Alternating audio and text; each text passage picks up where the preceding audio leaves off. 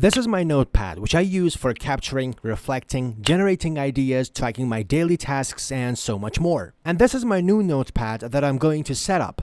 With the experience gained from the previous one, I'm going to use a specific framework and a specific layout, which I'm going to share in this video. The first thing I really need to track is the amount of time I spend on each of my activities and also write some related details. For example, after each of my reading sessions, I want to write how many minutes I've spent, how many pages I've read, and from which book. You may ask why not use a bullet journal for doing so. Well, I prefer using a bullet journal as a high-level tracker, and I usually don't write all the details such as the name of the book in my bullet journal. Also, I don't usually carry my bullet journal everywhere, but this pocket notepad is very small and I can carry it with me wherever I go. So I capture things with details in my pocket notepad, and at the end of the day or week, for example, I will sum up the time of all my reading sessions in that period and write the summation in my bullet journal under the reading category. So basically, my bullet journal acts like a high-level dashboard, but all the details are written in my pocket notepad. I will also share how to connect your bullet journal and your pocket notepad by the end of the video. To do this, I suggest writing the time you spend on each activity each day from the back of your notepad,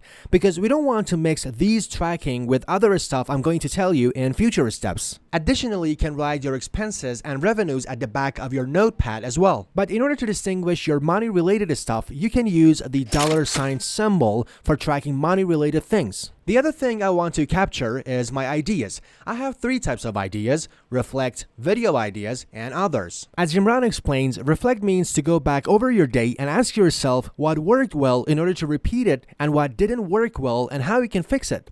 I denote reflect using this symbol in my pocket notepad. Video idea is very clear, like the ones you see here, and I denote these things using this symbol. However, there are some other ideas, for example, business ideas, or for example, you may learn something called Thanksgiving Journal in Chapter 2 of the Compound Effect that can help you to improve your relationship with your wife, and other things that are neither reflect nor video ideas. So they basically fall into the others category, which I denote using this symbol in my pocket notepad. You can also use this triangle symbol for special experiences and moments in your life. For example, maybe you write, "Today I quit uploading videos because of these reasons." Or I read a book on a new topic, which was very good, and I'm going to read more books on that topic, and these kinds of things. On the other hand, sometimes you want to write temporary things. For example, when you are on a phone call and you want to write down a phone number.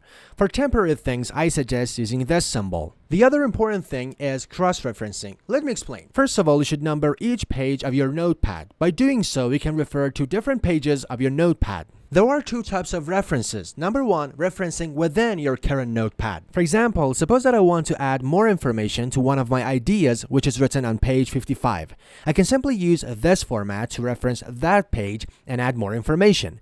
Additionally, I can go back to page 55 and write something like this to indicate that more information has been added on page 57. Number two, referencing between different notebooks and notepads. For example, if I write something like this in my bullet journal, it means that I'm referencing page 55 of my notepad number 1. Or if I write something like this in my notepad, it means that I'm referencing page 18 of my bullet journal number 4. However, using a notepad, which is usually used for fast and short-term note-taking, is useless if you don't use something else that can help you gain a high-level insight. That's why this is the video you want to watch next, because bullet journals are one of the best tools that can help you to get high-level insights of your tasks and your progress.